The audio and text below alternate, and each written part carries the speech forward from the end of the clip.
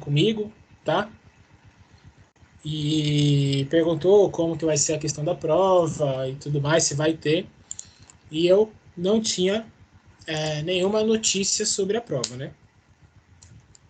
E eu falei que hoje, o que chegou para nós professores hoje pela manhã, é que eles teriam uma conversa com o professor Oswaldo, o coordenador acadêmico de vocês. E após essa conversa, eles iriam nos dar informações sobre a B1. Tá? E aí o que, que acontece? Nos foi passado até agora, tá? Que a B1 de vocês vai acontecer, tá? Na semana do dia 20 a 24 de abril, tá? Então, o dia exato da nossa prova, se eu só confirmar, é no dia 22, tá? Então, nós temos a aula de hoje e a aula da semana que vem. Em sequência, nós vamos ter a prova. Tudo bem? O que que eu... Então, essa é a informação oficial, tá bom? Vocês vão receber um comunicado oficial em relação a isso. A coordenadora e o coordenador do curso de vocês vão passar as informações relativas a isso para vocês com mais detalhes, tá? Amanhã, às 6 horas da tarde, nós, todos os professores, vamos ter uma reunião, tá? Para discutir o formato dessa prova, discutir questões maiores sobre a aplicação da prova. Então, o que eu posso falar para vocês é que vocês terão todas as provas do dia 20 ao dia 24 de abril. Tudo bem?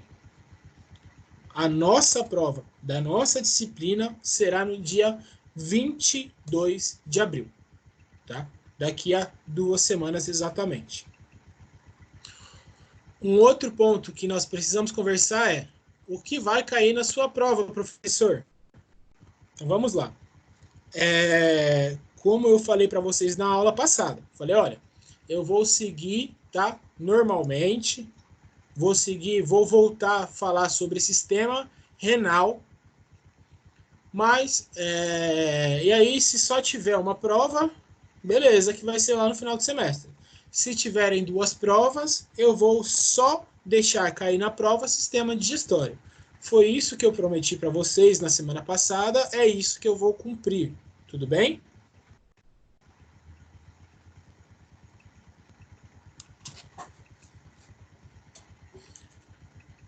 Então a prova de vocês vai cair a unidade 2, tá, do livro, que é sistema digestório. Só que eu vou aprofundar as questões em relação ao sistema digestório. Então, vamos lá. Nós tivemos aí uma primeira aula, onde todos os calouros aí não estavam presentes, ainda não tinham entrado no curso, né? Então só estavam os alunos de biomedicina.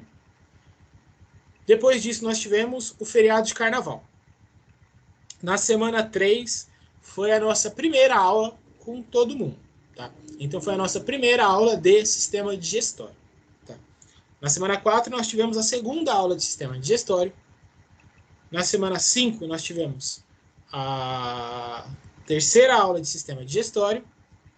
E aí paralisou, né? Paralisou logo na sexta-feira. E depois disso, nós ficamos aí 2 semanas sem ter aula, né?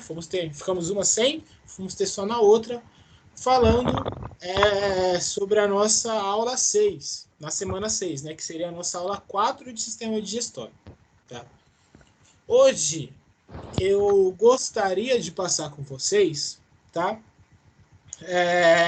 Falar sobre patologias do sistema digestório, tá? Alguma aplicabilidade aí do sistema digestório.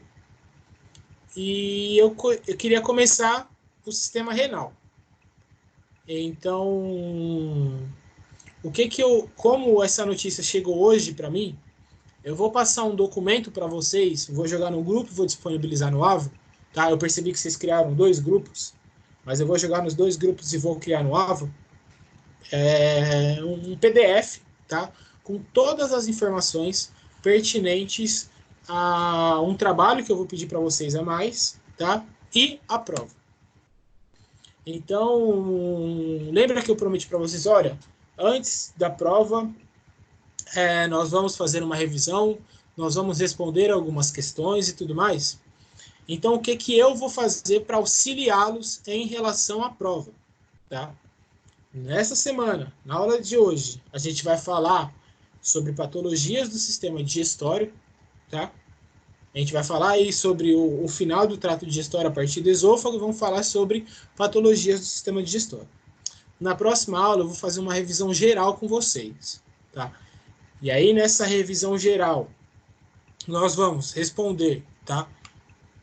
As questões do livro, algumas questões do estudo dirigido, tá? E a gente vai fazer novamente um resumo final de sistema digestório. Eu deveria dar sistema renal para vocês. Eu não vou dar o sistema renal para prepará-los para a prova. Tudo bem? Tudo bem, gente? Ok, professor, valeu. Ok, professor. Porque senão eu posso dar hoje renal e a gente cai renal e digestório na prova, que é o que já deveria acontecer. A gente não atrasa a disciplina, mas cai essas duas questões para vocês. O que vocês preferem? A gente aprofundar em digestório e cair só digestório, ou eu não der patologia do sistema digestório, mas a gente ter digestório e renal. O que vocês preferem? Digestório. Aprofunda no digestório. Também prefiro digestório, professor. Todo mundo? Sim, eu prefiro digestório também. Tá Também prefiro digestório. Tá bom. Então fica acordado aqui que a gente fala hoje sobre patologias do sistema, tá? Eu não vou ficar falando muito sobre patologias do sistema, tá? E vou pedir, tá? Um trabalho para vocês, tá? Mas é um trabalho que vai auxiliá-los a estudar para a prova, tudo bem?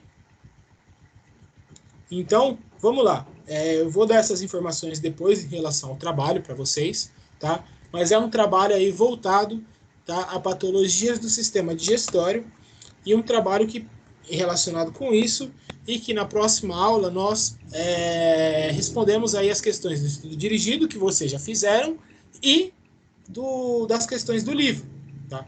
O que eu não vou fazer com vocês, porque eu não posso fazer com vocês, tá? É responder as questões do AVA.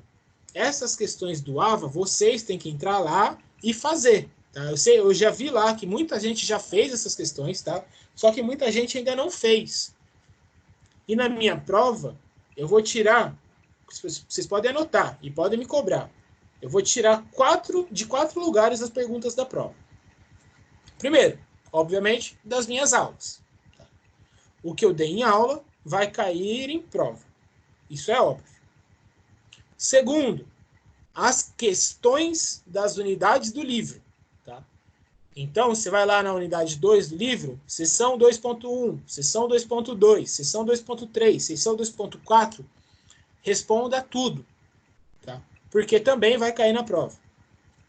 Questões do AVA, que vocês precisam entrar e fazer.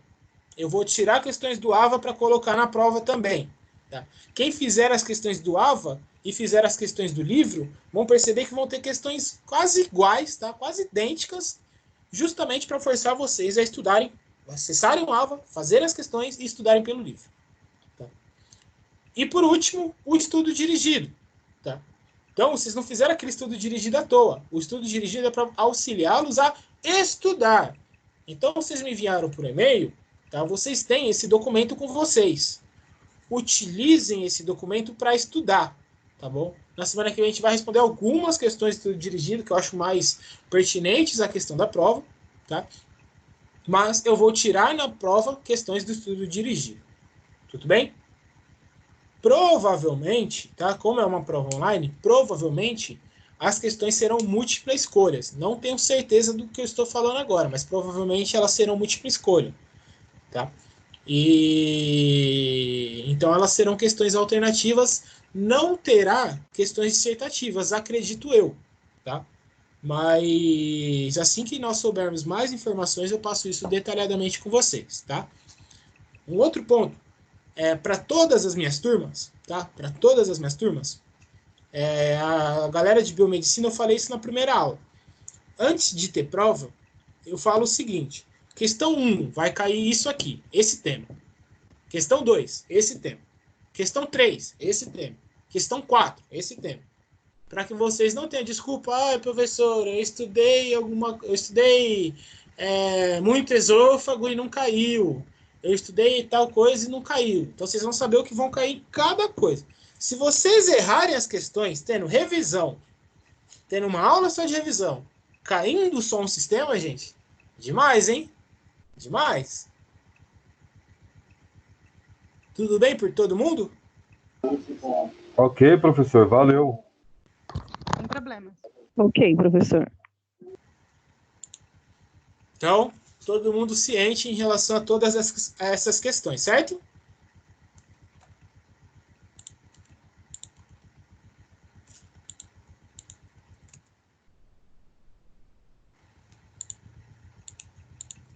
Gente, alguém tem alguma questão que gostaria de perguntar? Você vai postar a aula de hoje no aula, professor? A gravação? Isso. Vou sim. Vocês conseguiram pegar a última aula? Sim. Unidade 2, seção 4, né? A de hoje, sim. A de hoje, sim.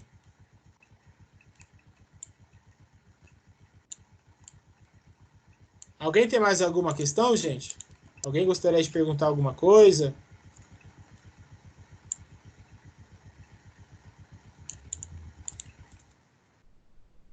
Não? Então, beleza. Eu vou compartilhar aqui os slides, tá? Com vocês. Então, vocês vão começar a ver minha tela aqui e a gente começa a aula de hoje. Deixa eu abrir aqui.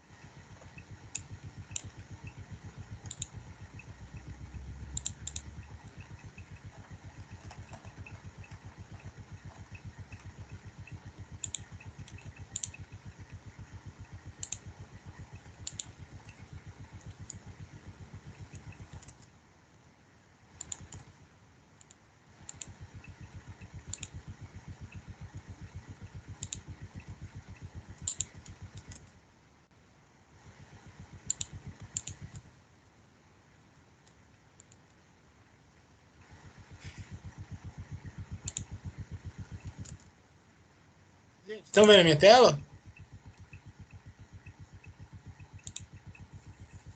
Não, Eu não tô vendo, não. Não, professor. Eu também não, professor. Não? Agora foi. Agora sim. Então? Tá, então acho que deu certo. Tá. Gente, então, na aula de hoje, nós vamos... eu vou só relembrar, tá, os pontos que a gente falou muito rapidamente, tá, em relação a alguns pontos da aula anterior, e a gente já começa continuando, tudo bem? Só dá um minuto, gente, a minha garrafinha de água acabou, eu vou pegá-la aqui, tô com um pouquinho de sede, já volto, um segundinho.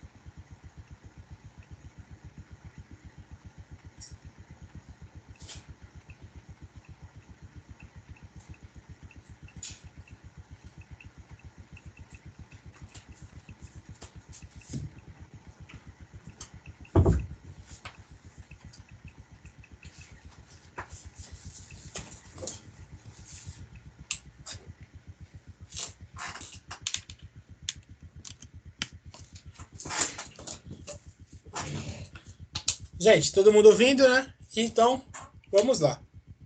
Tá? Então, para a gente lembrar, tá? Órgãos do trato gastrointestinal. Trato gastrointestinal, um mecanismo por onde passa o alimento, tá? Desde o seu início na boca até a sua excreção, tá?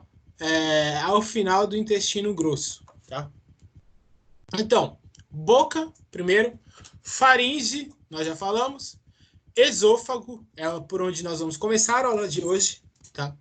Estômago, intestino delgado e intestino grosso. Tá? Todos esses que passam, órgãos por onde passa o alimento.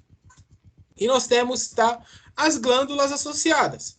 Nós temos as 3 glândulas salivares, que nós falamos muito sobre elas na aula anterior, tá? Glândula parótida, glândula sublingual e a glândula submandibular. A maior glândula do corpo, tá? E nós vamos falar especificamente dela no sistema endócrino, mas a maior glândula do corpo, o fígado, tá? O fígado e principalmente a vesícula biliar, tá? Que faz parte do fígado. E o pâncreas, tá? Então são essas 3 glândulas que são glândulas anexas ao sistema digestório. Isso aqui a gente já cansou de falar, certo? Então, vamos seguir. O tubo digestório, em relação a todos esses pontos do tubo digestório, nós precisamos lembrar que nenhum tem divisão até chegar no intestino delgado, tá? Então, boca é boca, cavidade oral, faringe é a faringe, esôfago, tá? Estômago. A partir do intestino delgado, nós temos divisões anatômicas, tá? O intestino delgado é dividido em duodeno, jejunum e íleo, tá? Passando lá desde o mais próximo ao estômago ao mais próximo ao intestino grosso. E o intestino grosso é dividido em seco, cólons e reto, tá? Seco, cólon ascendente, cólon transversal, cólon descendente, cólon sigmoide e reto. E depois do intestino grosso, nós temos um canal de abertura e fechamento chamado de ânus. Tá? A imagem que eu falei para vocês que estaria na prova. Não preciso nem dar mais nenhuma dica em relação a isso, né? Complete a imagem. Ou então, descreva em ordem 1, 2, 3, 4, 5, 6, 7, 8, 9, 10, 11, 12, 13, 14, 15, 16. Quais são, tá, os nomes relativos a tais locais do tubo digestório? Órgãos anexos, que são aqueles que estão em vermelho, tá? Lembrando que a vesícula biliar, ela faz parte do fígado, tá? A vesícula é uma vesícula. O órgão é o fígado, tá? A glândula é o fígado. Tá. Lembra que na última aula que nós tivemos presencial, nós fizemos aquele grande resumão na lousa, certo? Então lá a gente finalizou todas as questões de anatomia do tubo digestório. A gente não precisa ficar voltando em relação a tudo isso, tá? Vocês já sabem sobre tudo isso, tá? Esse resumo deve estar no caderno de vocês. Eu falei para vocês na última aula em relação aos mapas mentais, certo? Então aqui estão tipos de mapa mental. Aproveitem para criar o de vocês, tá? Se quiserem, me mandem foto dos mapas mentais de vocês, tá? Professor, tá certo? Professor, é isso aqui e tal? Pode me mandar, tá? Eu ajudo vocês no que for preciso. Se quiser mandar no grupo lá, um vai mandando, vai dando ideia para o outro. Tudo bem? Então, aqui os exemplos, tá? De mapas mentais do sistema digestório. E aí nós temos a aula de hoje relacionada ao sistema digestório. Tá? Primeiro, nós precisamos falar do esôfago. Tá? Esôfago, como vocês veem aqui na imagem, tá? É um conduto, definição, tá? É um conduto musculoso controlado pelo sistema nervoso autônomo. Tá? que significa controlado pelo sistema nervoso autônomo? Significa que ele é um órgão involuntário. Músculo involuntário é sempre controlado pelo sistema nervoso autônomo. E, além disso, músculo involuntário é formado por músculo liso. Tá? Guardem isso. Assim, por meio das ondas de contrações, conhecidas como peristaltismo ou movimentos peristálticos, que eu já falei para vocês gravarem essa palavra, entenderem aquele movimento peristáltico de contração involuntária, tá? O conduto musculoso vai espremendo os alimentos e levando-os em direção ao estômago. Então, numa posição ereta, de cima para baixo. Contração, relaxamento, contração, relaxamento, contração, relaxamento, contração, relaxamento, até chegar no estômago. Até aqui, todo mundo já... Só estamos chovendo molhado. Todo mundo está entendendo, certo? Nenhuma novidade. Perfeito? Sim.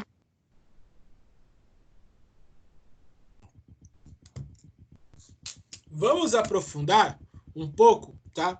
Em relação ao esôfago aqui, tá? Sobre a anatomia específica do esôfago. Então, sobre posição anatômica, beleza para todo mundo, certo? Sem novidades. Agora, foquem na imagem mais à direita, essa aqui que eu estou passando o meu mouse, tá? Vejam, a camada mais externa, tá? A camada mais externa a gente chama de camada adventícia, tá? Essa camada mais externa aqui. E a camada mais interna nós chamamos de mucosa. Então, a mais externa chamamos de camada adventícia, a mais interna nós chamamos de mucosa. Entre essas duas, nós temos os músculos, tá? O músculo longitudinal do esôfago e os músculos circulares, que vão auxiliar nesse processo de contração, tá? Então, o que a gente precisa entender aqui é que o esôfago ele é formado por músculos, tá? Musculatura lisa, involuntária, tá? Recoberto por uma camada adventícia, tá? E dentro desse canal nós temos a mucosa, tá? A mucosa esofágica. Tudo bem?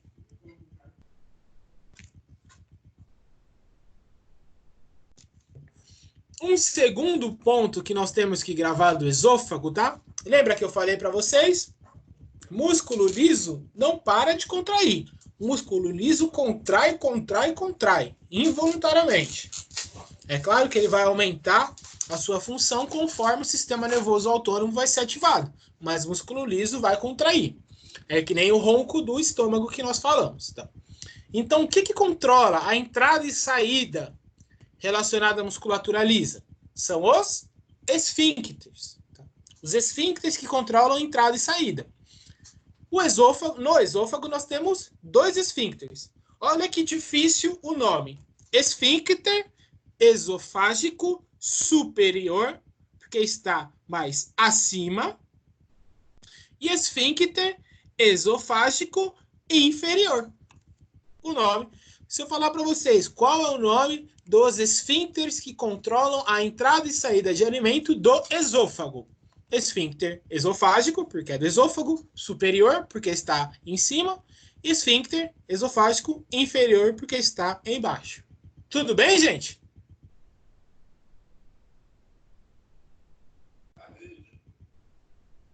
Gente, Tranquilo.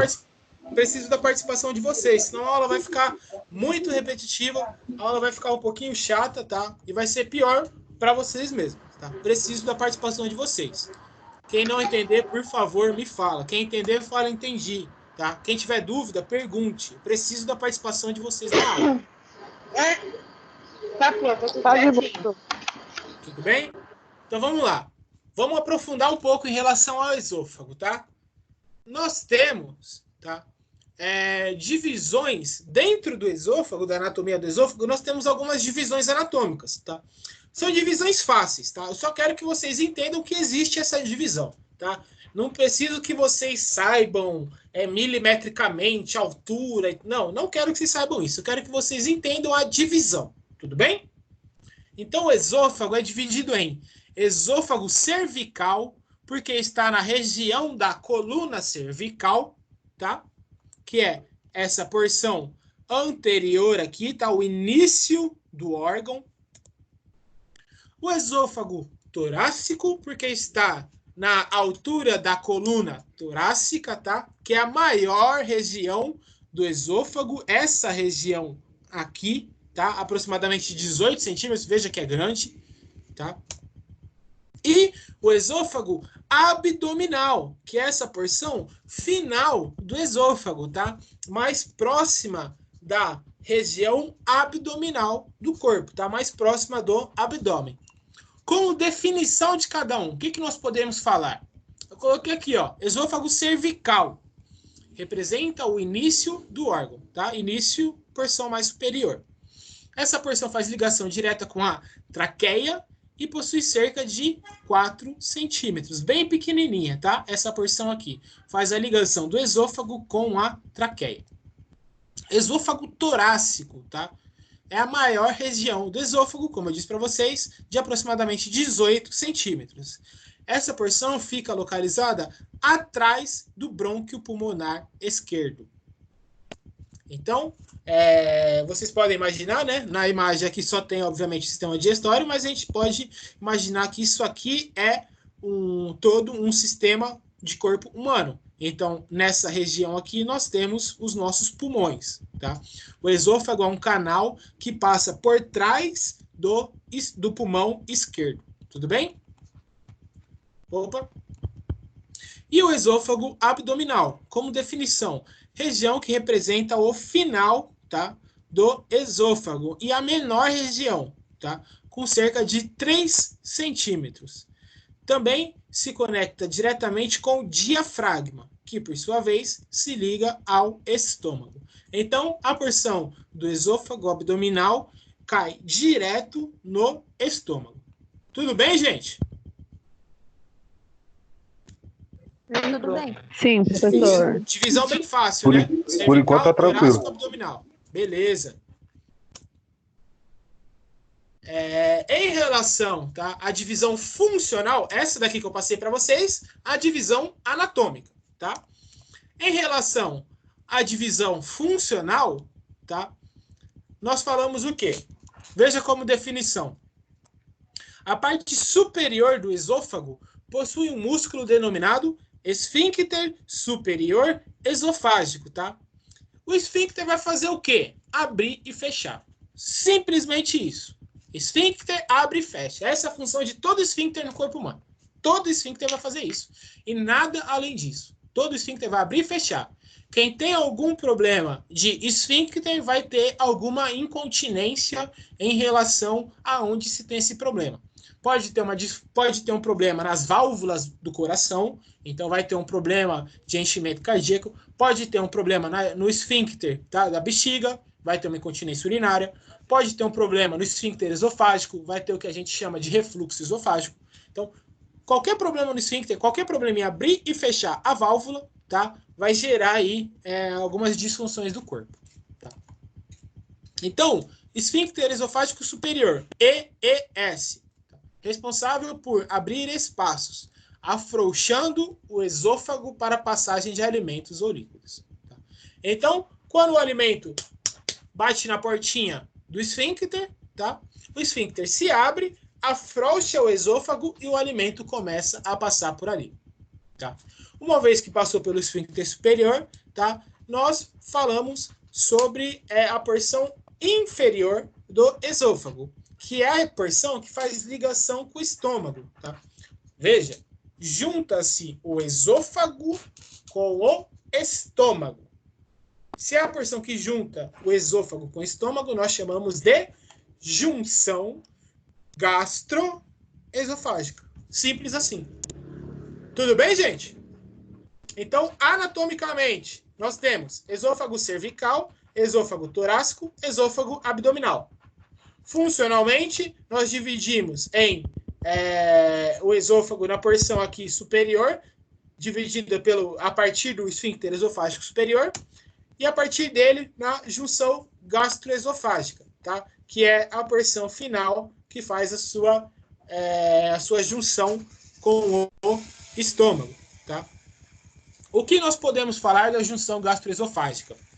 Nesta área, existe a presença do esfíncter esofágico inferior, que auxilia no controle da passagem do alimento até o estômago. Esse esfíncter faz com que o ácido estomacal e as enzimas digestivas não cheguem ao esôfago, tá? Então, olha que bacana. Esse esfíncter aqui, que é esse aqui, ó, aqui começa o estômago, tá? Esse esfíncter aqui, chama-se de esfíncter esofágico inferior. É o principal, tá? Dos dois, esse aqui é o principal. Por quê? Porque esse esfíncter aqui, ele vai controlar, tá? Primeiro, a quantidade de alimentos que entra no estômago. Se você comer muito e o estômago estiver cheio, o esôfago vai segurar a passagem, a entrada de alimentos pro estômago, tá? Primeiro de ponto é esse. O segundo ponto, esse esfíncter aqui, além dele impedir a entrada de alimentos no estômago, ele também impede a saída, tá, do ácido estomacal de volta para o esôfago. Tá? Lembrando que o ácido estomacal é muito ácido. Tá? Então, se sair aqui, vai causar alguns problemas que nós vamos falar na sequência. Então, não pode sair. Tá? Não pode sair o ácido estomacal daqui. Por isso que esse esfíncter é o principal. Ele auxilia tanto a entrada de alimentos no estômago, quanto a saída do líquido do ácido estomacal de volta para o esôfago. Tudo bem, gente? Sim. Sim. Sim. Sim, tranquilo. Beleza. Então, a gente cansou de falar de peristaltismo. Acho que vocês vão até sonhar com essa imagem, com essa palavra, tá? Mas aqui mais uma imagem mostrando o peristaltismo no caso do esôfago, tá? Então, você tem um alimento, tá? Ou um bolo alimentar aqui. Esse bolo alimentar, tá? Ele vai ser empurrado para baixo. Se abre e se contrai. Empurra para baixo. Se abre e se contrai. Empurra para baixo. E por aí vai. Tudo bem? Isso aqui é o que a gente chama de peristaltismo, que vocês estão cansados de ouvir já. Patologias acometidas do esôfago. A gente vai falar, durante a aula, a gente vai falar de algumas e depois a gente vai falar de outras, tá? Ou a gente vai voltar em relação a um ponto mais simples aqui. Tudo bem? Então, esôfago, tá? Estômago e intestino, tá? Vamos falar do esôfago. Dando um zoom aqui, ó, esse é um caso de câncer no esôfago. Já tá óbvio que o câncer no esôfago causa, né? Já fica óbvio pela imagem, muito didática, diga-se de passagem. Mas vamos falar sobre a definição. O câncer de esôfago é o desenvolvimento de células cancerígenas na parede do esôfago. Os principais sintomas são o quê? Olha como o canal se fecha devido ao tumor. Tá? Se o canal se fecha, você tem uma dificuldade para ingerir alimentos. Por quê? Porque os alimentos não passam. Se os alimentos não passam, ele vai tentar voltar. Se ele vai tentar voltar, ele vai causar náusea, ele vai causar vômito. Você vai ter uma dificuldade para ingerir alimentos. Uma vez que você tem dificuldade para ingerir alimentos, você vai acometer na perda de peso, porque o paciente que tem o câncer de esôfago, normalmente ele não vai conseguir comer. Por ele não conseguir comer, ele vai acabar perdendo peso. E além de ter todo esse impedimento aqui, isso aqui vai gerar uma inflamação gigantesca. Inflamação causa dor, tá? Então ele vai ter uma dor muito grande no local onde está o câncer, tá? Onde estão as células tumorais. As causas mais prováveis para essa doença estão relacionadas ao uso de tabaco e álcool e distúrbios esofágicos. Tá? Então, o que causa o câncer no esôfago? 3 pontos principais que a ciência nos mostra que são pontos de associação com o câncer no esôfago.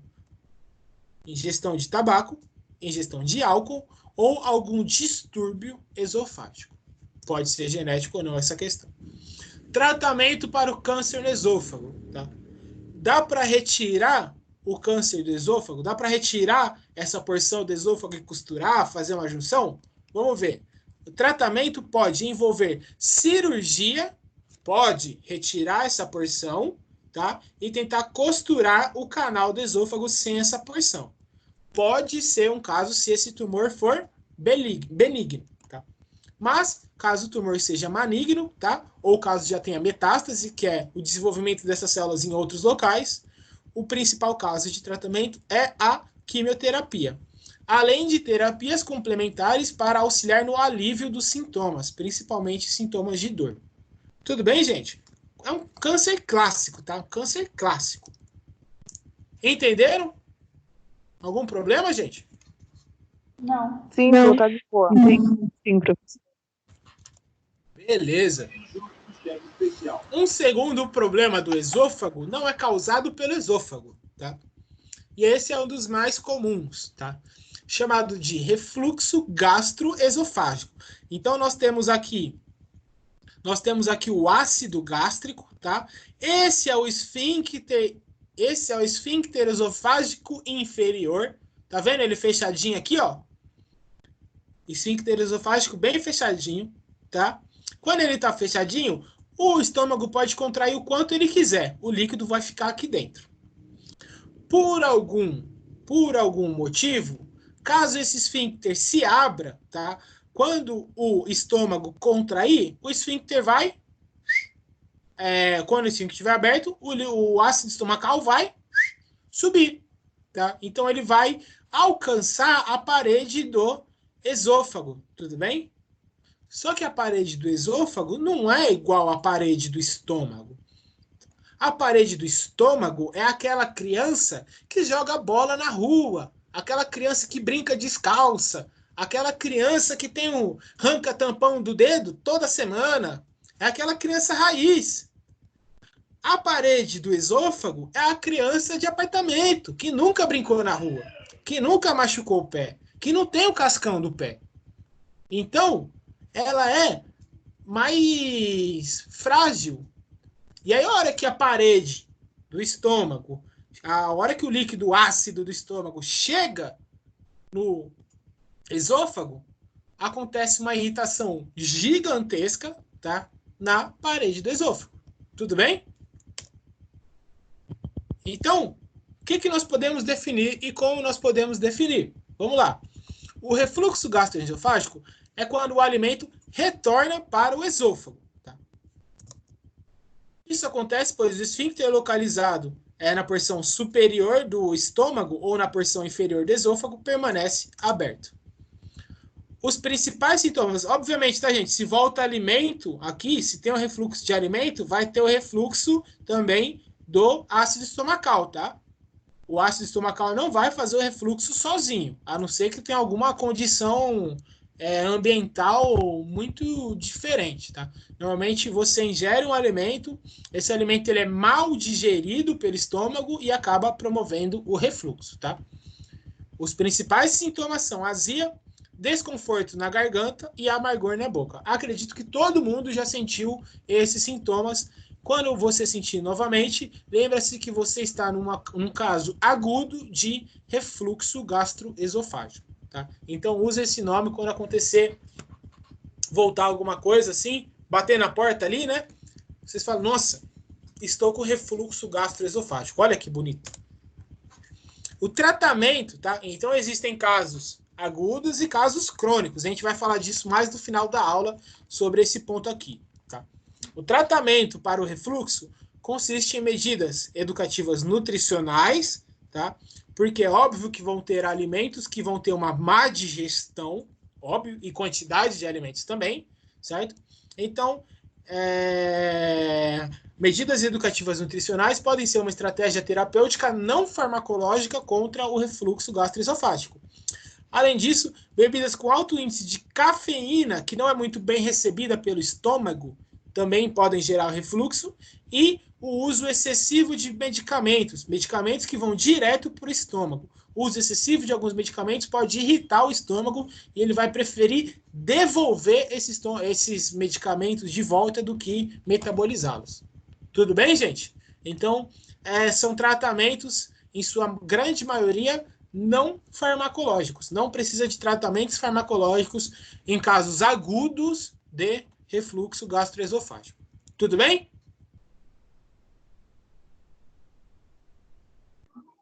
Professor, Oi. esses tratamentos farmacológicos vai depender muito do refluxo, né? Então, lá no final da aula, na segunda parte, eu vou falar de patologias, de doenças ou de condições patológicas que afetam o sistema digestório. E aí eu vou falar mais de casos crônicos que podem ocorrer. E aí existe o refluxo gastroesofágico que é crônico. Esses que são crônicos pode durar muito tempo. Então, crônico é o que dura muito tempo, tá? Não é o que acontece uma vez ou outra. Esses crônicos, eles têm tratamento farmacológico. Esses crônicos, normalmente o paciente tem que tomar algum remédio, tem que fazer algum tratamento farmacológico por um determinado tempo para conseguir controlar. Mas o caso agudo da azia, não. Entendeu? Entendi. A gente vai falar desses casos crônicos e de quais fármacos, né, a gente pode entender ali que faz a sua função. Tá? O terceiro problema no estômago, tudo que vocês forem entender como it, tá, é vulgarmente conhecido como inflamação. Tá? Então, canelite, tá, vai ser uma inflamação aí da fíbula ou da tíbia, que são os ossos que compõem o que nós chamamos de canela. Apendicite, inflamação do apêndice. Esofagite, inflamação do esôfago. O que acontece com a esofagite? Tá? É quando acontece uma incontinência do esfíncter inferior do esôfago. Então, percebam que a gente está falando de refluxo gastroesofágico, certo? Quando isso acontece muito, pode ocorrer o caso, tá, crônico de doença, tá, chamado de esofagite, que é uma incontinência, tá, do esfíncter inferior. Os fatores mais comuns relacionados à esofagite são infecções, então pode ter alguma infecção tanto do estômago quanto do esôfago, tá? Pode conter alguma incontinência, algum fator do sistema nervoso que promove a incontinência, tá, do esfíncter esofágico inferior, tá? Pode ser relacionado com a gastrite ou pode ser pelo refluxo gástrico. Os sintomas são iguais, tá, aos sintomas do refluxo gástrico, tá, ou do refluxo gastroesofágico. São iguais. Só que, por ser um ponto constante, ele pode causar, além do gosto amargo, a dor na faringe, tá? Ou a dor de garganta, e também o mau hálito, tá? Além da azia, que é um fator clássico aí do refluxo gástrico. Tá? Se você tem um caso, tá? Se for confirmado um diagnóstico do paciente de esofagite, o tratamento é feito à base de medicamentos específicos, além de dietas específicas, como a inibição de alguns alimentos que podem irritar o estômago, tá? E também, se for o caso, algumas mudanças no estilo de vida, tá? Para melhorar o processo de absorção de nutrientes. Tudo bem, gente? Um outro problema no estômago, percebam que quase todos os problemas de estômago, eles acontecem aonde? Na junção gastroesofágica. Quase todos, tá, gente? Quase todos. Eles normalmente vão acontecer aqui. Tudo bem? E normalmente eles vão acontecer pelo quê? Pelo refluxo do ácido estomacal. Um outro problema muito comum relacionado ao esôfago é o que chama-se de esôfago de Barré, tá? O esôfago de Barrett. Cada um fala um nome que achar melhor. Eu chamo de esôfago de Barré. Aprendi dessa forma, tá? O esôfago de Barré corresponde a uma doença que resulta numa complicação do refluxo gastroesofágico. Então, é mais uma condição crônica de refluxo gastroesofágico, causando uma exposição da mucosa do esôfago ao conteúdo gástrico. Então, quando isso aqui acontece uma vez, Vai irritar a parede? Vai. Mas se esse refluxo acontece várias vezes, tá? Você acaba tendo uma mudança da mucosa do esôfago, tá? Uma mudança da mucosa do esôfago. As pessoas portadoras dessa doença são mais propensas a desenvolver câncer no esôfago, que foi a primeira patologia que nós vemos, tá? Os sintomas são semelhantes àqueles das outras doenças do esôfago. Por quê? Porque todas têm o mesmo problema, tá? Refluxo gastroesofágico, tá? Então, todas as sensações são iguais. O tratamento, por ser uma doença, por ser uma patologia, o tratamento é, tá, farmacológico. Então, ele é através de medicamentos, além, tá, também do tratamento não farmacológico, tá, em relação com a alimentação. Tá? Então, percebam que, com exceção do câncer, né, todos os tratamentos, eles vão ter ali um tratamento farmacológico e também, principalmente, um tratamento, tá, alimentar. Um tratamento, uma estratégia terapêutica não farmacológica. Tudo bem, gente? Entenderam todas as questões do esôfago? Todas as patologias, do funcionamento, a sua divisão? Podemos seguir? Podemos. Podemos. Ninguém tem alguma questão? Alguém tem esse refluxo gastroesofágico crônico, esôfago de Barré? Alguém conhece alguém que já teve câncer no esôfago? Professor, e os bebês que eles já nascem com sintomas de refluxo? Excelente algum pergunta. mecanismo aí? Excelente pergunta. Os bebês, eles não têm ainda a maturação do sistema nervoso. Então, os bebês, eles não têm, como eles não têm a maturação completa do sistema nervoso, eles não têm o funcionamento correto do esfíncter esofágico inferior. Então, esse esfíncter nos bebês, ele não funciona muito bem. Então, o bebê, ele tem um caso de incontinência. Tá? Ele tem um caso de incontinência do esfíncter. E aí, o refluxo acontece a todo momento.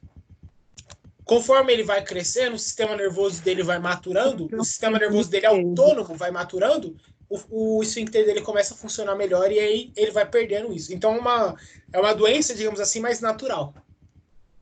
Entendeu? Entendi, professor. Meu filho ainda teve até 1 ano e meio problema com refluxo. 1 ano e meio? Nossa, foi até um pouco mais longo, né? Do que o comum. Sim, até 1 ano e meio. Mas não precisou de nenhum tratamento específico para isso. Sim, no começo o médico até achou estranho. Mas a partir de 1 ano e meio, ele conseguia, ele não teve Ele mais usou descanso. domperidona durante bastante tempo. Até 1 ano e meio, ou ele usou depois também? Não, quando ele já estava... Ele usou domperidona até 2 anos e 1 mês. Aí o médico fez a suspensão total. Foi... Normalmente, quando o bebê ele apresenta, desde... Não sei se foi o caso do seu filho, mas deve ter começado com 6 meses, com 8 meses ali. Pelo menos os casos que eu ouvi falar começaram nessa faixa etária. Só que eles duram aí aproximadamente 6 meses, no máximo 8 meses. Eles não são tão longos. Mas pode acontecer, né? Que acho que foi o caso do seu filho. Algum outro tipo de problema relacionado com refluxo, que aí teve que prolongar o uso do medicamento. Não sei se foi esse o caso. Sim, ele começou bem precoce. Ele começou com 4 meses de vida. Com 4 Aí o médico meses. falou que era muito cedo. Uhum. Era muito cedo mesmo. Pelo menos os casos que eu li sobre um pouco cedo. Mas agora já tá tudo certo. Não precisa mais tomar o remédio, o esfíncter tá funcionando muito bem. Não, hoje tem 14 anos. Come até demais, professor. Não precisa de remédio mais não. Excelente, excelente. Alguém tem mais alguma pergunta, gente? Não? Professor, Oi? tá me ouvindo? Tô. Então, teve uma época que eu tinha muita azia também. E eu comecei a perder, não sei se tem relação, perder o fôlego comendo, sabe? Quando eu estava me alimentando, eu perdi o fôlego. Eu até marquei consulta, mas por conta dessa coronavírus aí eu não fui para consulta. Tem alguma uma relação com o esfíncter? Perdeu o fôlego quando está se alimentando? Perdeu o ar? Tipo, assim, alguns segundos. Não sei, viu? Não sei. Me Existe o caso, que... existe o caso do soluço, né? Mas aí seria um outro ponto. Não sei se entra nesse ponto. O que te falaram? Então, me falaram que é exatamente essa explicação que você deu. Que o esfíncter, ele se fecha, ele está desregulado e ele se fecha, por isso eu tenho essas... Quando estou me alimentando, principalmente quando estou comendo muito rápido, sabe? Aí eu perco fôlego em alguns segundos. Assim, é rápido, mas Talvez a sensação é de pânico. Mas aí eu é tinha bom marcado você... consulta para verificar o que está acontecendo. E eu tinha muita azia também. Agora, como eu mudei a alimentação, deu uma melhorada. Que bom. Tomara que seja um caso agudo mesmo assim. Mas, de qualquer forma, é bom você fazer um exame de imagem, uma endoscopia, algo nesse sentido, para ver se a parede do seu esôfago não tem nenhum problema mais crônico, né? Como impedimento, até como alguns outros casos que a gente vai falar agora em relação ao estômago também, tá? Que vai acometer o esôfago, consequentemente. Aí você me fala, que eu fiquei curioso para saber por que causa falta de ar. Eu dei umas pesquisadas, realmente tem a ver com esfíncter. Agora a gente tem que fazer uma avaliação, né, para ver realmente o que está acontecendo. Sim. Tá bom, professor. Tá bom? Obrigada. Mas mudando a alimentação, um caso prático é de que mudando a alimentação melhora essa questão, né? Sim, verdade. Gente, em relação ao estômago agora, tá? Vejam aqui duas imagenzinhas, tá? Falando sobre o estômago. Então, primeiro, vamos mostrar essa imagem aqui da esquerda, tá? Então, vamos lá. Esfíncter esofágico inferior, tá? Beleza, né, gente? Isso aqui ficou tranquilo para vocês. O esfíncter esofágico inferior, ele é o esfíncter superior do estômago. Fica claro para vocês isso? O esfíncter esofágico inferior, ele é o esofágico inferior, ele é o inferior do esôfago, mas ele é o superior do estômago. Tudo bem? Então, lembra que eu falei que todos, por serem músculos lisos, tem que ter um esfíncter de entrada e tem que ter um esfíncter de saída. O esfíncter inferior ele vai servir tanto com a entrada quanto para a entrada do alimento no estômago, quanto para evitar a saída do ácido do estômago de volta para o esôfago. Tá bom? E existe o esfíncter inferior do estômago, que tem um nome particular. O esfíncter inferior, ele é chamado de piloro, tá? Ou esfíncter pilórico, tudo bem?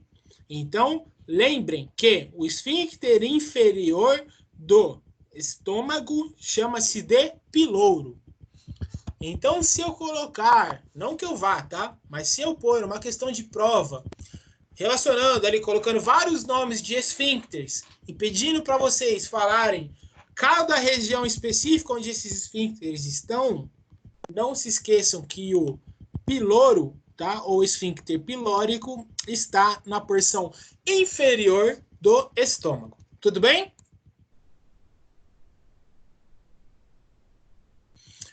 O estômago, gente, é um músculo forte, tá?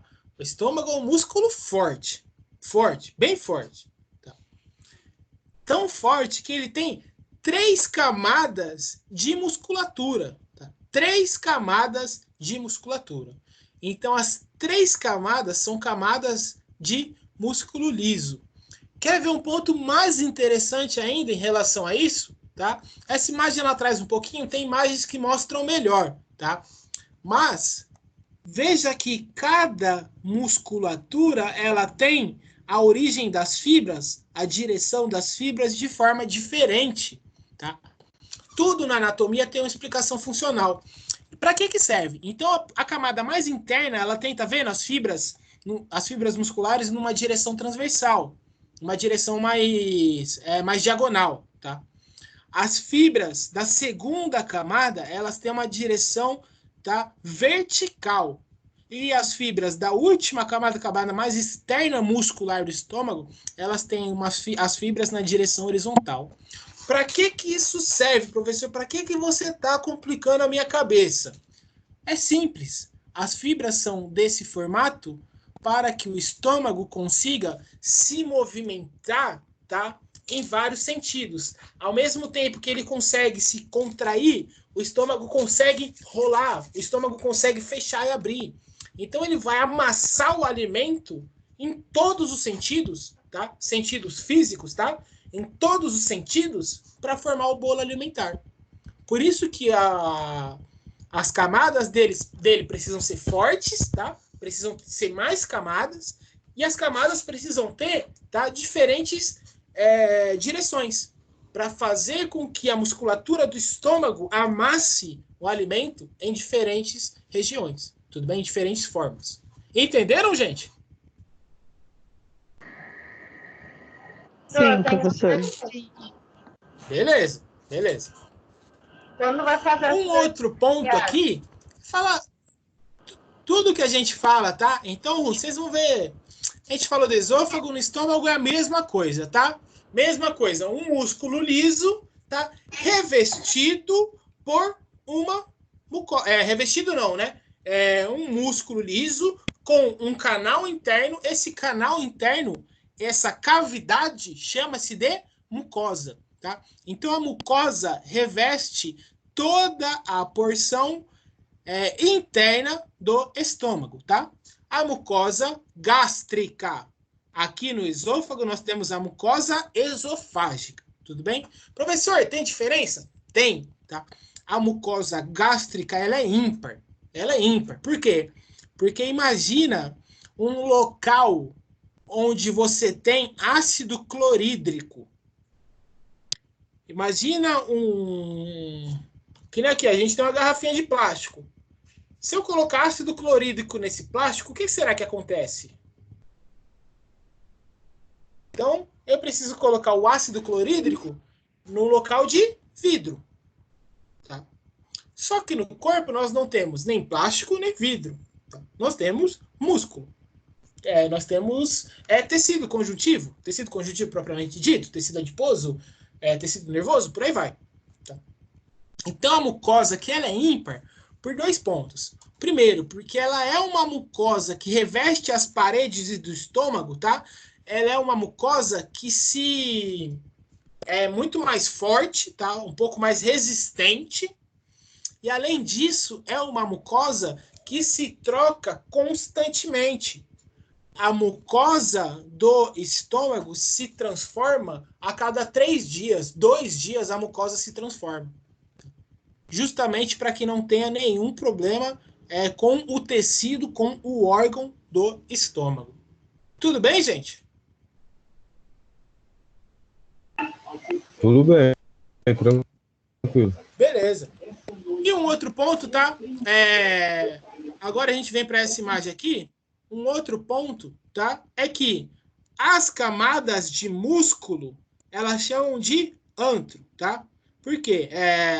As 3 camadas de músculo, né, que reveste aqui, e nós temos essa porção inferior aqui, tá? Formada pelo estômago, que nós chamamos de antro. Toda essa porção mais próxima do duodeno, tá? Mais próxima ao pilouro.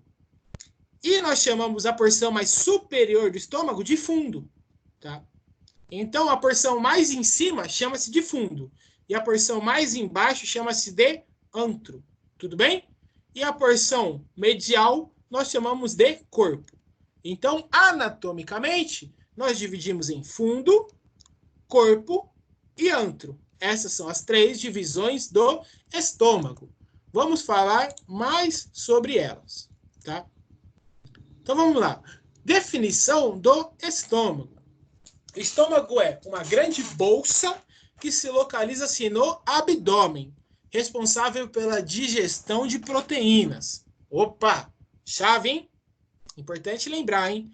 As proteínas começam a ser digeridas no estômago. A entrada do órgão recebe o nome de cárdia. Então, essa região bem específica aqui chama-se de cárdia. Porque fica muito próximo ao coração, separado somente pelo diafragma.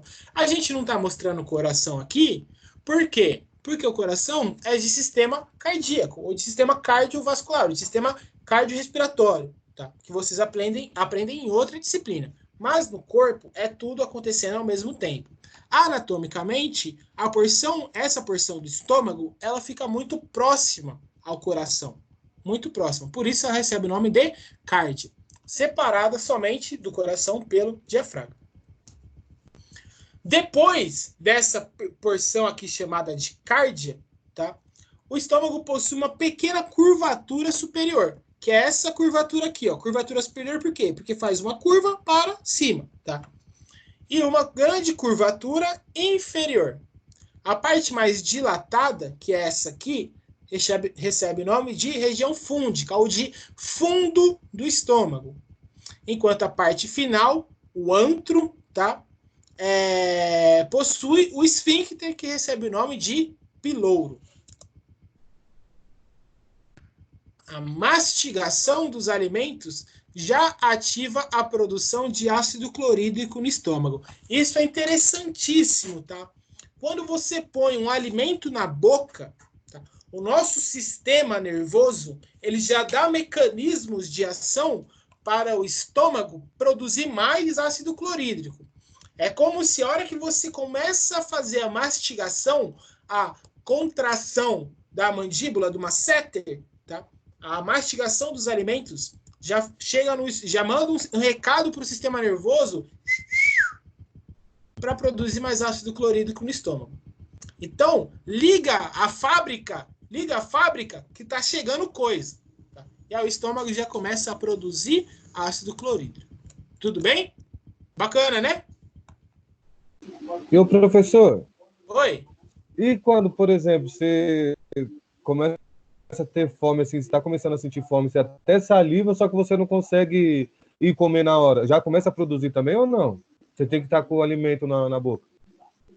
É uma boa questão. Você está perguntando se o contrário é verdadeiro, né? Se a contração do estômago auxilia também o processo de ácido clorídrico. Mas não. Não.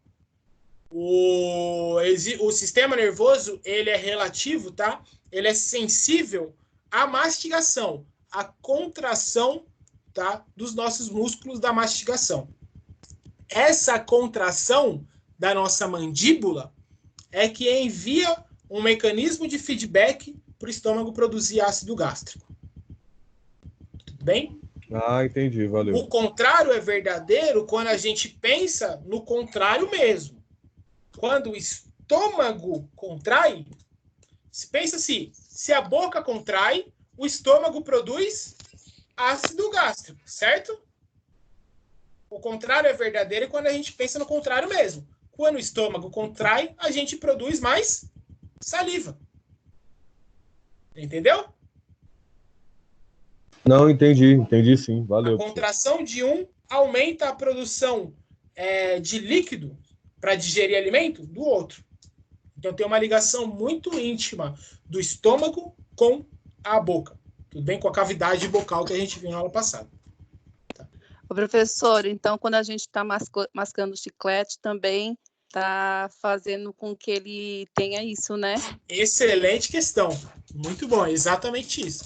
O alimento não vai ser digerido, porque a gente não vai engolir nada e está lá mascando. Sim. E aí a produção de ácido gástrico,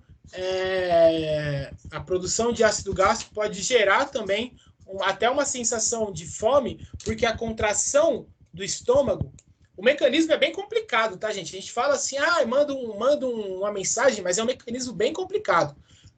Óbvio que eu não vou pedir isso, mas para vocês entenderem, a contração do estômago, ela vai para o sistema nervoso, para os neurônios, principalmente para os neurônios, para os neuropeptídeos orexigênicos. Os neuropeptídeos orexigênicos, principalmente PONC e CART, vão sinalizar a produção de saliva no entendimento em que nós precisamos comer. Então, é um mecanismo bem complicado de várias proteínas, de várias moléculas acontecendo ao mesmo tempo. Tudo bem? Mas a lógica vocês entenderam, né? Sim. Um outro ponto. Somente com a presença do alimento de natureza proteica se inicia a produção do suco gástrico, tá? Então, que nem a questão que você falou do chiclete, tá? Do chiclete ou de qualquer digestão de algum alimento, tá? Processo de mastigação, você vai produzir aí o suco gástrico no estômago. O que é o suco gástrico? O suco gástrico é formado pelo quê? Primeiro, obviamente, é uma solução, é um suco, tá? Composta de água, principalmente, sais minerais, enzimas de digestão de proteínas e ácido clorídrico, HCl. Tá? Quais enzimas estão presentes no estômago para a digestão de proteínas? Primeira e principal, pepsina. Então, na saliva, nós temos a enzima chamada pitialina. No estômago, nós temos a enzima chamada pepsina. Pepsina é a enzima mais potente do suco gástrico, sendo regulada pela ação do hormônio gastrina. Então, existe um hormônio, tá, liberado no hipotálamo, na hipófise, no sistema nervoso, que vai no estômago agir produzindo pepsina. Esse hormônio é a gastrina. Tudo bem? A gastrina é produzida no próprio estômago, no momento em que moléculas de proteínas dos alimentos entram em contato com a parede do órgão. Então, o suco gástrico começa a ser produzido na mastigação, mas obviamente que se intensifica a produção de suco gástrico, tá? Quando o alimento bate na porta, tá? Ou bate no esfíncter esofágico inferior para a entrada no estômago. A pepsina, tá? Então, a pepsina é uma enzima que degrada proteínas, tá? Então, olha lá. A pepsina quebra as moléculas grandes de proteína e transforma em moléculas menores. Alguém consegue me dizer qual que é o nome dessas moléculas menores de proteínas?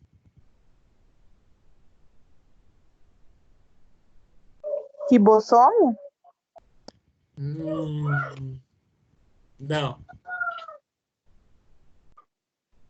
É proteoses? Proteose é o mecanismo de quebra de proteína. Na verdade, é proteólise. Proteínas são quebradas em aminoácidos, gente. Proteínas são sempre quebradas em aminoácidos. E o contrário também é verdadeiro. Aminoácidos produzem proteínas. Tudo bem? Então, a pepsina quebra moléculas proteicas em aminoácidos. Tudo bem? E aí, tá? Eu não lembro, alguém acabou de falar, mas não sei quem falou, tá? Que esses mecanismos, tá? São chamados, tá? Essa quebra de molécula são chamados de proteoses ou proteólises e peptonas, tá? Proteoses ou proteólise, falando sobre quebra de proteína, tá? E peptonas relacionadas com a quebra de peptídeos, tá? Que também são características proteicas. Tudo bem, gente? Existe só a pepsina no estômago? Não, não existe só a pepsina no estômago, tá? Existem outras moléculas no estômago, tá? Além do estômago, existe, tá, o pâncreas, que anatomicamente fica logo abaixo do estômago, que também tem outras duas moléculas aqui agindo, tá? A tripsina e a quimiotripsina. Então, tá vendo que as moléculas aqui, essas moléculas são proteicas, tudo bem? Olha o tamanho das moléculas. Elas vão ficando cada vez menores até no estômago serem aminoácidos, tá? Aminoácidos. Esses aminoácidos aqui, esses aminoácidos aqui, eles vão para o fígado, tá? Aqui a gente já está falando de intestino, tá, gente? Na porção aqui, principalmente do duodeno, tudo bem? Vai para o fígado e no fígado vai ser metabolizado os aminoácidos, tudo bem? transformando-os novamente em proteínas que o nosso corpo precisa. Então, vamos lá. Comi. Então, vocês chegaram hoje no almoço, tá? Bateram aquela pratada de macarrão com bife, tá? Delícia, hein? Bateram aquela pratada de macarrão com bife. E aí? Quanto tempo demora a digestão? Olha lá, a digestão gástrica dura, em média, de 2 a 4 horas. Nesse processo de digestão gástrica, o estômago sofre contrações que forçam o alimento contra o piloro, tá? Que se abre e se fecha. Assim, permite-se que, em pequenas porções, o quimo chegue ao intestino delgado, tá? Então, lembra que eu falei para vocês? Aqui nós chamamos de alimento. Entrou no estômago, nós chamamos de bolo alimentar. Tudo bem? Bolo alimentar tem um apelido. O apelido do bolo alimentar é quimo. Tudo bem? Lembra disso, gente? Tudo bem aqui? Todo mundo entendeu? 3 proteínas que vão agir na digestão de proteínas, tá? Pepsina, tripsina e quimiotripsina. As 3 têm qual função? Tem a função de degradar proteínas e peptídeos em aminoácidos. Os aminoácidos vão seguir, tá? Para o fígado serem metabolizados. Tudo bem? Patologias que afetam o estômago, tá? Primeiro, lembra que eu falei para vocês, olha, gente, a mucosa, ela precisa ser trocada, né? Ela precisa ser trocada constantemente. Por quê? Porque o suco gástrico é muito ácido, principalmente devido ao ácido clorídrico, tá? E se acontecer, tá, uma diminuição dessa mucosa, ou a mucosa demorar para se transformar, para novamente produzir uma nova camada de muco. Um dos casos é quando isso acontece e gera a úlcera gástrica. Então, essa aqui é uma foto, tá? Uma imagem real de endoscopia no estômago, tá? E aí vocês veem aqui uma inflamação muito feia, tá? Na parede do estômago. Essa inflamação chama-se de úlcera. Como está no estômago, chama-se de úlcera gástrica, tá? Por isso, quando ocorre um desequilíbrio na proteção, ou seja, na produção de muco, o resultado é uma inflamação da mucosa. A mucosa gástrica, a parede do estômago, tá? Essa inflamação chama-se de gastrite, tá? E a gastrite, que é uma inflamação, ela pode piorar. Quando piora, surgem feridas. Essas feridas chama-se de úlcera gástrica, tudo bem? Então, aqui existem 2 patologias. Primeiro, a gastrite e segundo, um pouco mais severo, a úlcera gástrica. Então, um segundo e muito comum, infelizmente, tá, é o câncer do estômago. Tá? O câncer do estômago é uma coisa muito severa, de uma rápida evolução quando acontece. Se alguém conheceu, tem algum parente, tem algum conhecido, trabalha no hospital e já viu isso, tá? Tem algum paciente que teve, é uma evolução muito rápida, tá? O do câncer do estômago. Câncer do estômago, então você tem lá o estágio 0, tá? Um tumor pequeno na mucosa. Então, aqui a gente está na parede mais interna, tudo bem? A parede mais interna. E vai da mucosa até, tá, a porção mais externa do estômago, passando por toda a camada da submucosa, as camadas musculares, estão vendo a grossura aqui, ó? Por quê? Porque são 3 camadas musculares, tá?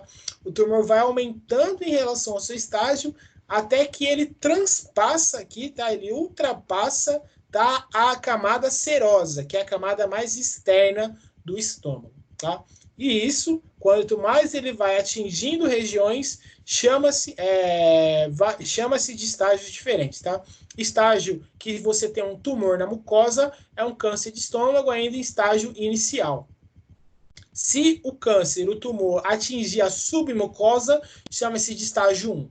Se atingir a musculatura, o câncer está em estágio 2. Se atingir, tá? Já começar a atingir a camada mais externa, nós chamamos, tá, do estágio 3. E aí, se ultrapassar a camada do estômago mais externa, a camada serosa, Jesus chamou, tá? Que é o estágio 4. Então, olha lá como, infelizmente, como que esse câncer é comum, tá? O câncer de estômago também é chamado de câncer gástrico. Tudo que a gente fala de estômago, a gente fala de gástrico, tá? Suco gástrico, gastrite, câncer gástrico, junção gastroesofágica e por aí vai. Tá? No Brasil, o câncer de estômago é o 3º tipo mais frequente entre homens e o 5º mais frequente entre mulheres. Quais são as causas? Por que que se gera, ou quais são as principais causas associadas com o câncer do estômago? Vamos lá. Existe um diabo, tá? Um demoninho, tá? Que é uma bactéria chamada H. pylori, que pode, quando ela está na parede do estômago, tá? Ela pode aí gerar uma infecção do estômago e essa infecção se generalizar, causando o câncer do estômago. Um outro ponto, consumo de alimentos em conserva está associado com o câncer no estômago. Dietas ricas em sal também está associado com o câncer no estômago. Consumo de alimentos contaminados que podem causar uma infecção generalizada do estômago, tá? Ou ainda questões genéticas de alguma má formação, por exemplo, da mucosa, tá? E aí a úlcera pode se evoluir e acabar gerando o câncer. Tudo bem? Todas essas causas estão relacionadas com o câncer de estômago. Tudo bem, gente? Estão gostando? Muita coisa? Tá tranquilo, professor. Tá de boa para entender. Alguém tem alguma pergunta?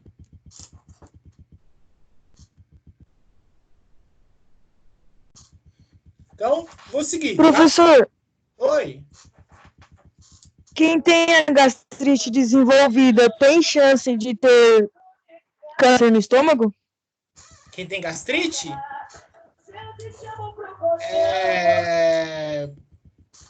Está associado. Está associado. Agora, se ela é uma causa, eu não sei exatamente. Então, assim, está associado principalmente com quem tem gastrite no estágio crônico, muito tempo, tá? Então, pessoas que têm muito tempo de gastrite, normalmente tem um problema na mucosa, tá? Não é, às vezes, um problema de alimentação. Às vezes é um problema na mucosa. E aí, por isso que a gastrite está associado com o câncer de estômago. Agora, se a gastrite é causa para o câncer de estômago, eu não tenho certeza de afirmar. Entendeu? Entendi, é porque eu tenho a crônica, por isso que eu fiquei nessa dúvida. Então, tem que ver o que gera a sua gastrite crônica. A sua gastrite crônica, ela pode ser alguma disfunção do esfíncter. A sua gastrite crônica pode ser algum problema em regeneração da sua mucosa, tá? Então, tem que ver o porquê que você tem a gastrite, tá? Porque dependendo do problema, se for às vezes um problema genético até, ele pode sim a gastrite em algum momento, né? Ou os fatores que causam a gastrite podem em algum momento te gerar um câncer de estômago. Professora, eu tenho uma pergunta. Oi. Como que fica o estômago após a cirurgia da bariátrica? Nossa, excelente questão. Excelente questão. Na verdade, eu acho o nome mais bonito que existe na língua inglesa, tá? É o nome de cirurgia do estômago, gente. Eu estou escrevendo a gente está fazendo um trabalho, e aí existem 2 principais tipos, né, de cirurgia do estômago. E aí tem um que chama Roux and White Gastric Bypass Surgery. Olha que bonito o nome. Eu nem consigo falar o nome direito.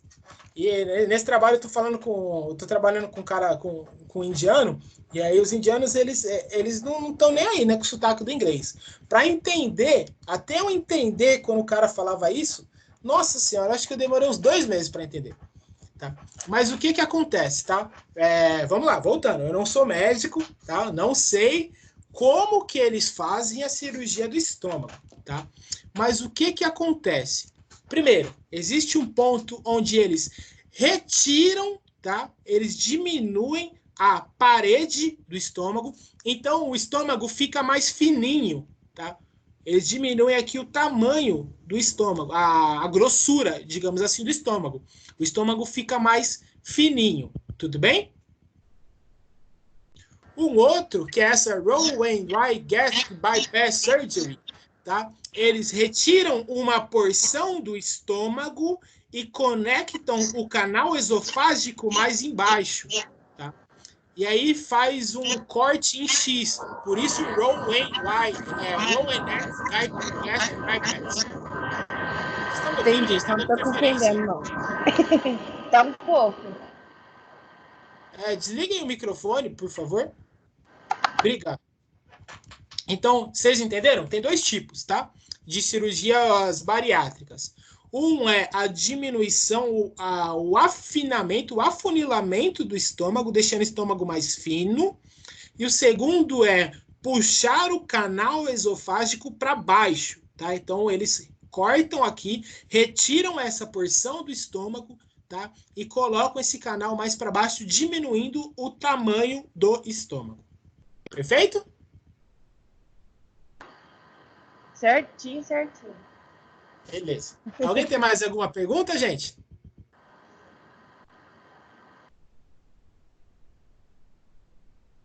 Vou colocar esse nome na prova, hein? Roux-en-Y Gastric Bypass Surgery. Cirurgia bariátrica. Vai gerar a prova, hein? Cirurgia... Olha como o brasileiro simplifica, né? Cirurgia bariátrica. Gente, vou pegar só mais um pouquinho de água, tá? Tô falando muito, minha garganta tá ficando um pouco seca. Garganta não, né? A minha faringe está ficando sem... a mucosa não está sendo suficiente para revestir aqui a minha faringe. Tudo bem? Um segundinho.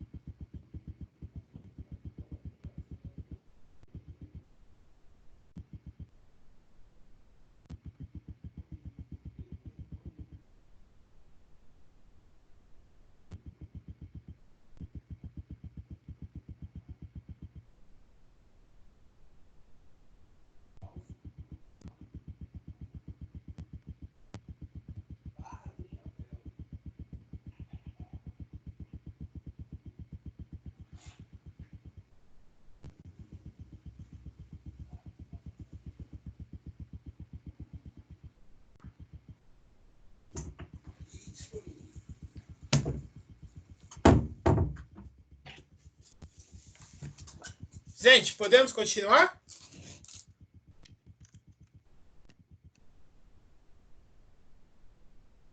Estão me ouvindo?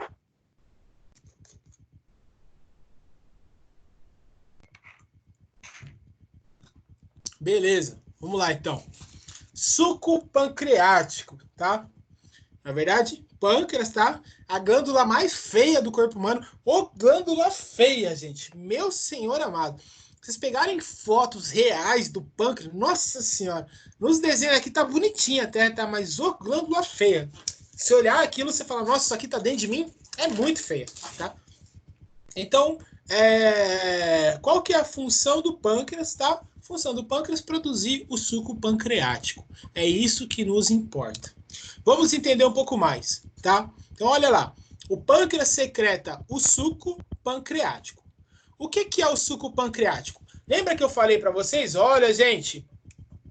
Ó, o estômago tem o suco mais ácido de todo o corpo humano. O local mais ácido do corpo humano está no estômago, tá? Que é o suco gástrico devido ao HCl. Então, se você sai de um ambiente totalmente ácido, você precisa dar uma amenizada ali naquela coisa, né? Você precisa dar uma amenizada. Então, a partir do momento que o ácido, que o quimo passa pelo esfíncter pilórico, tá? Pelo piloro do estômago. Então, vendo aqui, ó, olha a parede do estômago como ela é. Tá vendo? Essa aqui já é a parede do intestino delgado, tá? Já é mais tranquila, tá vendo? Olha a diferença, tá? Então, o que acontece? Nessa porção aqui, meu amigo, nessa porção aqui, você precisa dar uma amenizada naquela substância ácida. Então, o pâncreas, ele tá aí para ajudar nisso. O pâncreas, ele tem uma solução alcalina, uma solução base, tá? Formada por sais. Se é uma solução alcalina, qual que é a principal solução alcalina do nosso corpo? Bicarbonato de sódio, tá? Então, o pâncreas tem uma solução alcalina rica em bicarbonato de sódio, além do bicarbonato, água e outras enzimas, tá? Então, essa solução alcalina vai servir para dar uma amenizada, tá?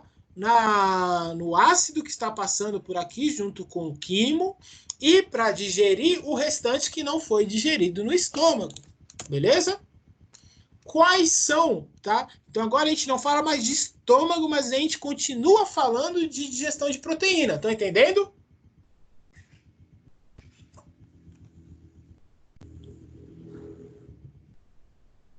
Gente, acabou o estômago, tá? Mas a gente continua falando sobre digestão de proteína, tudo bem? Então, vendo aqui, ó, estômago acaba, tá? Existe aqui, as proteínas estão sendo digeridas, estão sendo quebradas, tá? Chega no intestino delgado, na região do duodeno, o pâncreas começa a agir, tá?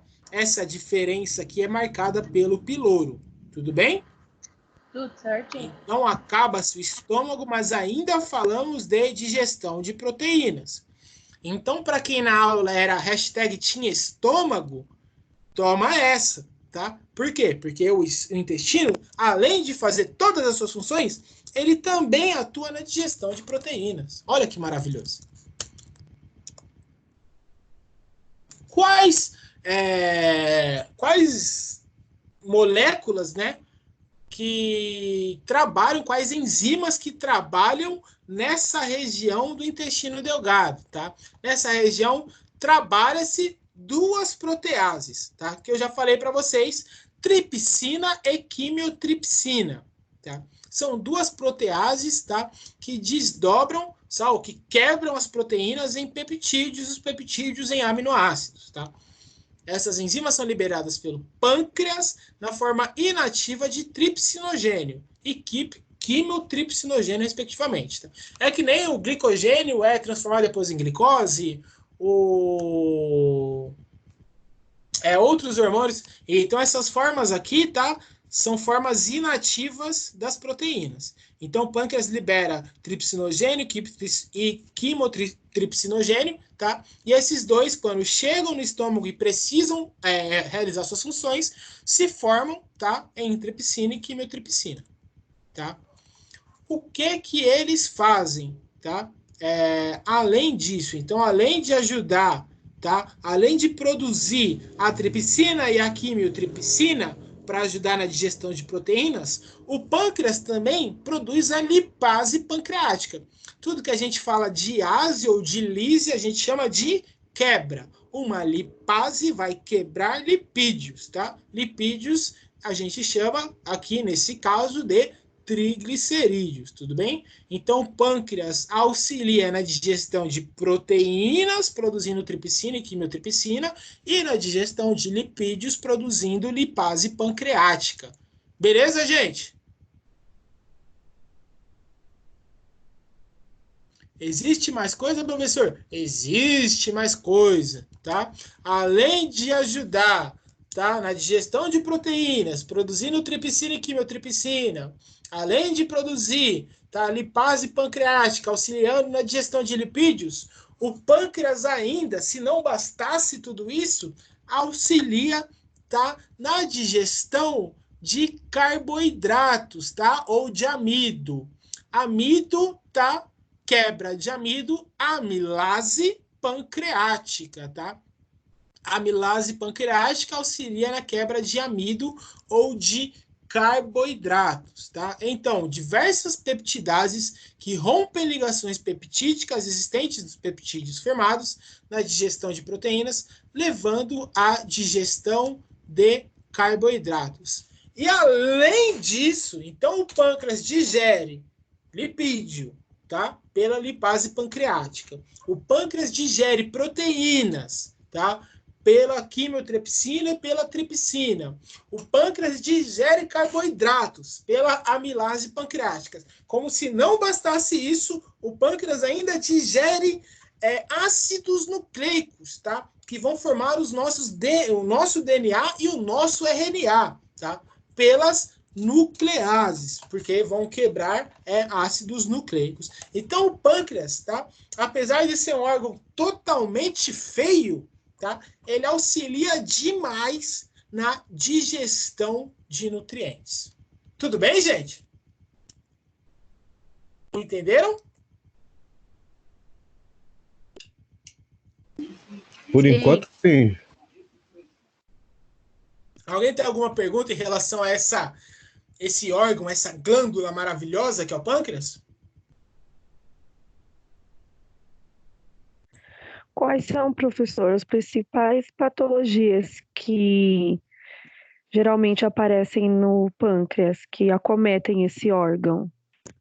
É uma excelente pergunta sua, mas eu sinto lhe informar que eu não posso responder nessa parte da nossa disciplina. Sabe por quê? Você sabe qual que é a principal patologia do pâncreas? Eu conto para você. Ela chama diabetes. Sério, professor? Sério. Sério. Então, a gente vai falar de patologias do pâncreas só na unidade 3, quando a gente for falar de sistema endócrino. E aí o bicho pega. Aí a gente vai falar, a gente vai falar das ilhotas pancreáticas, a gente vai falar de células de Langerhans, a gente vai falar de insulina e de glucagon. Aí a gente aprofunda. No momento, sobre por que eu estou falando isso, tá? A sua pergunta é excelente, mas por que eu não trouxe disfunções ou patologias do pâncreas aqui? Porque as patologias do pâncreas entram em sistema endócrino, não em sistema digestório. Tudo bem? Mas é uma excelente pergunta. Tudo bem, professor. Respondendo, a principal patologia do pâncreas é a diabetes, tá? Principalmente a diabetes tipo 1, tá? Onde você não tem, a pessoa não produz, ou ela deixa de produzir as ilhotas pancreáticas. Então, as ilhotas pancreáticas não têm suas funções e as ilhotas pancreáticas são responsáveis por produzir insulina. E aí o indivíduo não produz insulina, que é o caso do diabético tipo 1.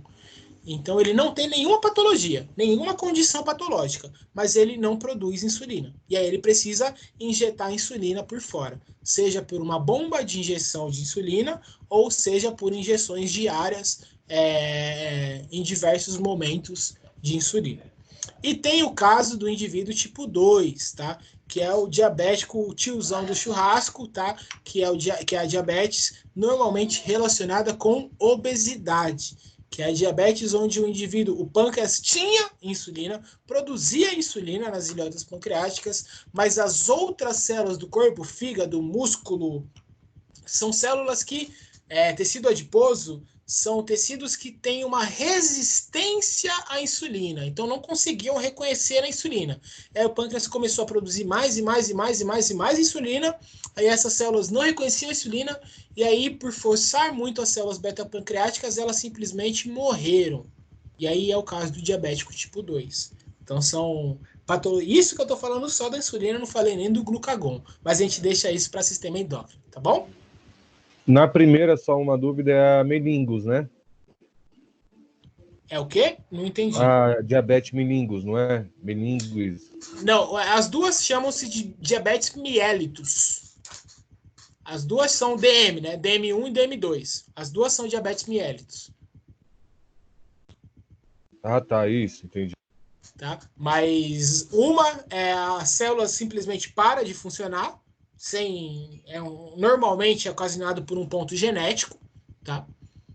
No 2, as células se cansam de tanto produzir e não funcionar.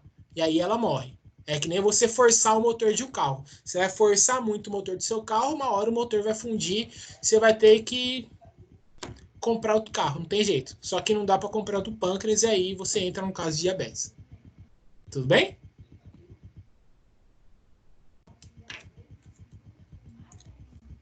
Posso seguir, gente? Pode sim. Querem fazer intervalo agora?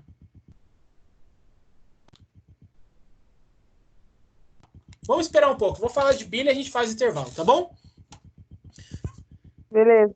Sempre que eu falo de bile, espero que venham na cabeça de vocês. Se não vier, eu vou fazer uma pergunta na prova para que venham. Complete a musiquinha. O único que não tem enzima é o suco biliar do fígado. Opa, então a gente falou de um monte de enzimas. A gente falou de enzimas do estômago, a gente falou de enzimas, tá? Da saliva, a gente falou de enzimas, agora uma porrada de enzimas do pâncreas. Ufa! A bile não tem enzimas. Suco biliar não tem enzimas. Isso quer dizer que é simples? Não. Vamos lá. A bile, tá? Ou o suco biliar é uma das secreções do fígado. No caso, a secreção que auxilia no sistema digestório. Tá? A bile, tá? O suco biliar, é constituído principalmente por água, sais biliares, colesterol, tá? Que é uma outra forma de lipídio, vários íons e um pigmento resultante da destruição das hemácias velhas, que formam a bilirrubina. Gente, vocês já viram sangue velho? Principalmente quem faz biomedicina aí? Sangue velho, aquele sangue escuro. Já viram? Sim. O que é aquilo? Aquilo é um resultado de hemácias velhas, tá? Ou um sangue um sangue altamente aí oxidado, tá? Não da palavra de oxigênio, mas de ferro redução, né? Ferro oxidado do sangue, tá? Então, esse pigmento resultante da destruição de hemácias, ele chama de bilirrubina. É essa bilirrubina que faz as nossas fezes serem marrons, tá? Então, se você não sabe por que as fezes são marrons, é por causa dessa substância que a bile produz, chamada de bilirrubina, tá? Gravem isso com carinho. A bile, então, o estômago vai lá e produz bile,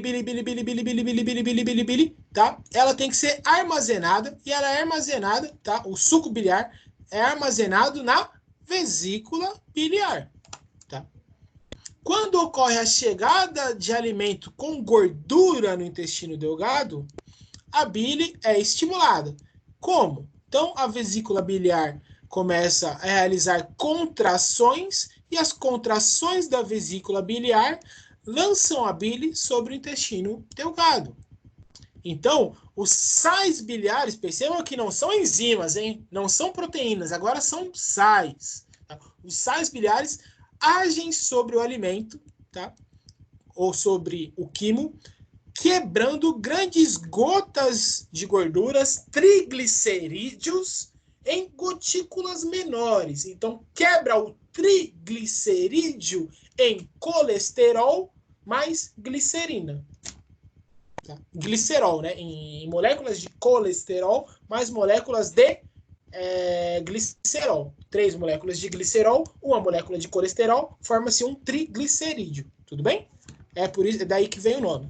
Esse processo de quebra de gorduras, gravem esse nome aqui, tá? Porque o processo de quebra de gorduras chama-se de emulsificação, tá?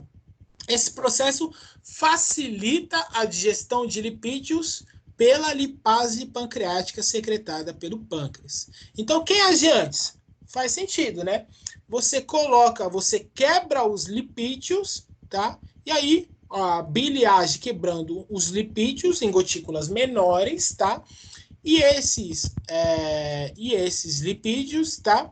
São quebrados mais ainda, tá? E digeridos pela lipase pancreática. Tudo bem, gente?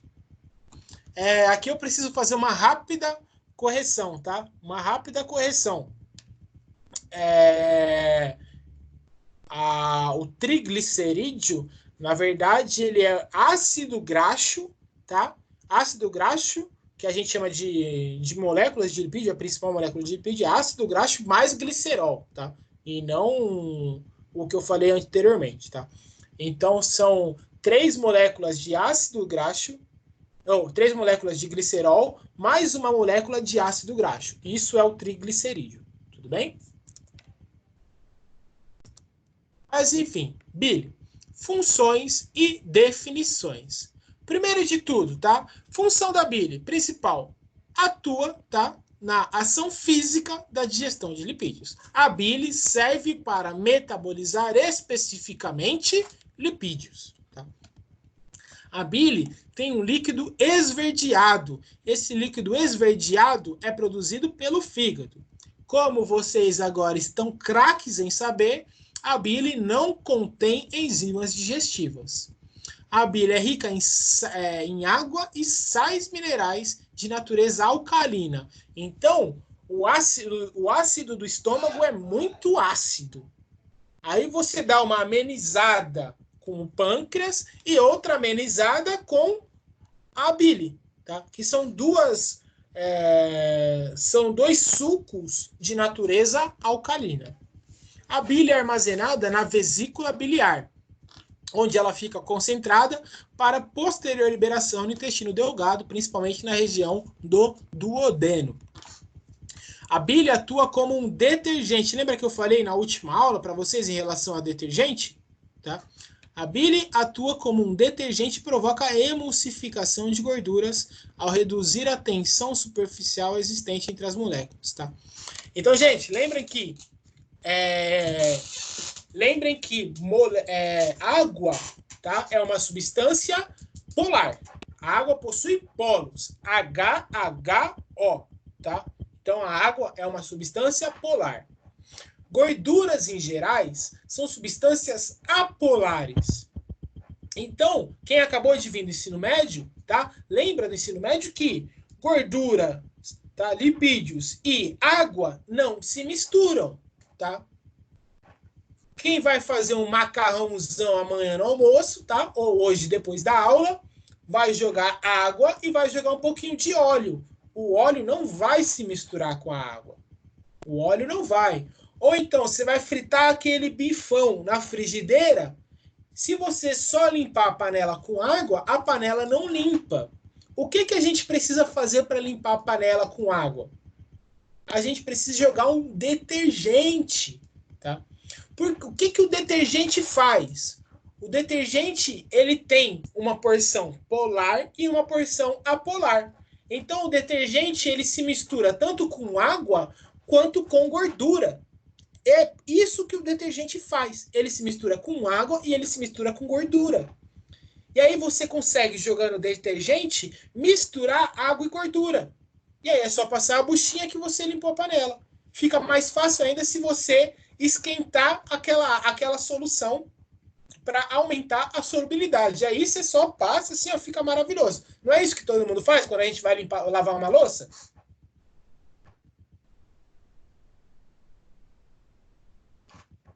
Gente?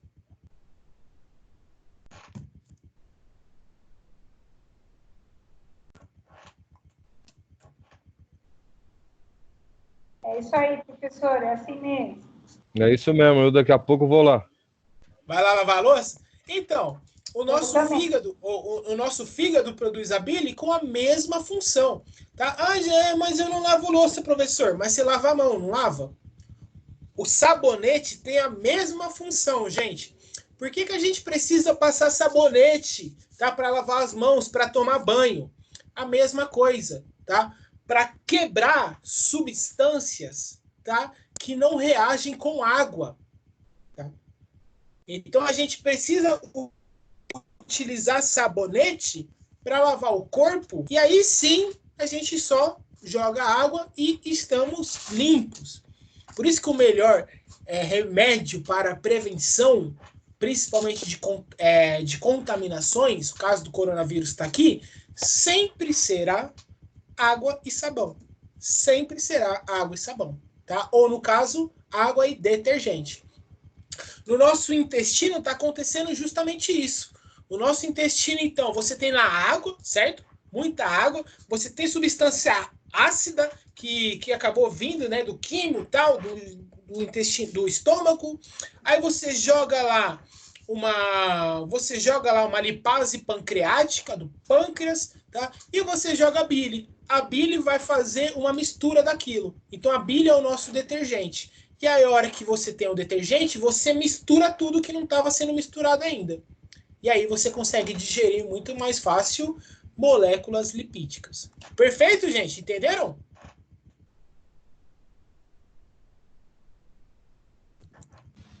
Sim, entendi.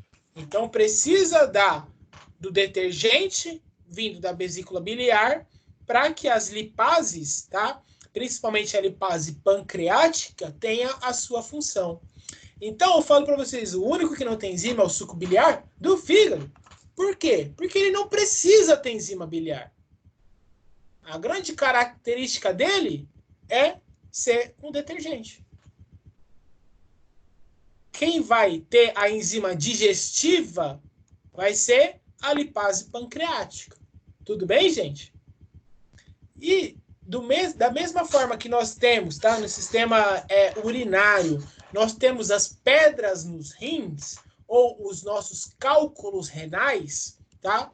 Na vesícula pancreática, nós também temos, tá, na vesícula biliar, nós também temos, tá, os cálculos biliares. Alguém já viu isso aqui, cálculos biliares?